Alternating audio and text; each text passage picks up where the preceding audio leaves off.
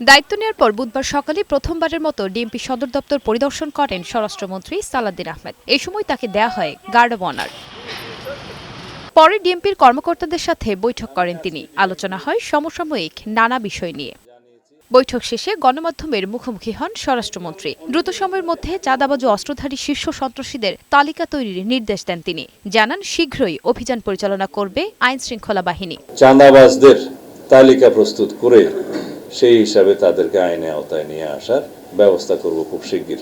যারা অস্ত্রধারী, সন্ত্রাসী, দাগী আসামি, যারা সমাজে বিশৃঙ্খলা সৃষ্টি করছে, তাদের একটি তালিকা প্রণয়ন করা হচ্ছে। তাদেরকে আইনের আওতায় নিয়ে আসার ব্যবস্থা করব খুব শিগগির। এ সময় স্বরাষ্ট্রমন্ত্রী আরও বলেন, পুলিশ ব্যক্তিতান্ত্রিক ব্যবস্থায় নয়, আইন অনুযায়ী চলবে। সড়কে শৃঙ্খলা ফেরাতে পরীক্ষামূলকভাবে ব্যাটারি চালিত অটোরিকশা চলাচল সীমিত করা হবে বলেও জানান তিনি। প্রতিষ্ঠান এমনভাবে আমাদেরকে দাঁড় করাতে হবে যাতে প্রাতিষ্ঠানিক সিস্টেমে সবাই কাজ করে, এখানে যেন কোনো ব্যক্তিতান্ত্রিক সিস্টেম গড়ে না ওঠে। এখানে নন মোটরাইজ ভেহিকেল চলার কথা না, সেই জায়গায় অসংখ্য এই ব্যাটারি চালিত গাড়ি চলে এসেছে।